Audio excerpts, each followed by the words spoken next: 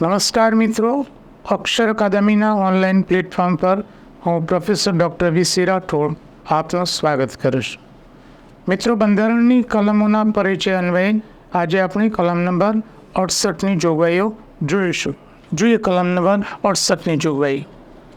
ઉપરાષ્ટ્રપતિનો હોદ્દો ખાલી પડે તો ચૂંટણી કરવા અંગે. કલમ નંબર 68. ઉપરાષ્ટ્રપતિનો હોદ્દો ખાલી પડે તો ચૂંટણી કરવાની જોગવાઈઓ છે.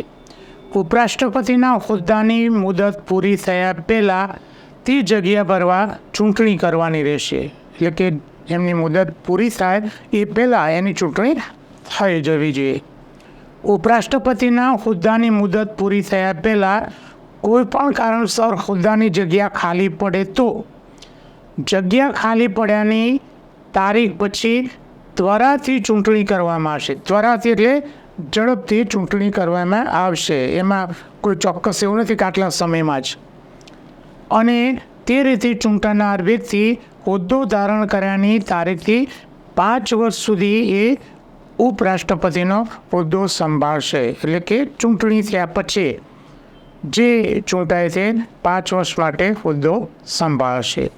બંધારણ માટેના અમારા 2 અગત્યના પુસ્તક છે, ભારતનું બંધારણ અને રાજ્ય વ્યવસ્થા, વન-લાઇનર અને MCQ સ્વરૂપે. ડિટેલમાં અભ્યાસ માટે ભારતનું બંધારણ અને રાજ્ય વ્યવસ્થા નામનું પુસ્તક છે.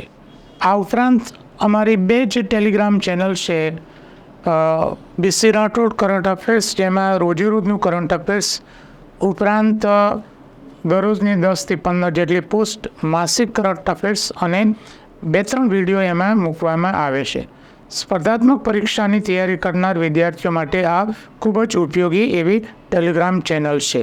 તેમજ બીજી જે ટેલિગ્રામ ચેનલ છે ગૌરવવંતી ગુજરાતી, જેમાં ગુજરાતી ભાષા, સાહિત્ય અને વ્યાકરણને લગતી પોસ્ટ મૂકવામાં આવે છે. ગુજરાતીની તૈયારી કરતા ગુજરાતી ભાષાના શિક્ષકો, વિદ્યાર્થીઓ માટે આ ખૂબ જ એવી ઉપયોગી ટેલિગ્રામ ચેનલ છે. હજુ સુધી જો તમે અમારી આ બંને ટેલિગ્રામ ચેનલમાં ન જોડાયા હોય તો એમાં જોડાઈ જવા વિનંતી છે. વધુમાં આજનો આ વિડીયો આપને પસંદ આવ્યો હોય તો લાઈક કરીને શેર કરવાનું ભૂલતા નહીં. અને હજુ સુધી જો તમે અમારી યુટ્યુબ ચેનલને સબસ્ક્રાઈબ કરી નથી તો એને સબસ્ક્રાઈબ કરવા વિનંતી છે.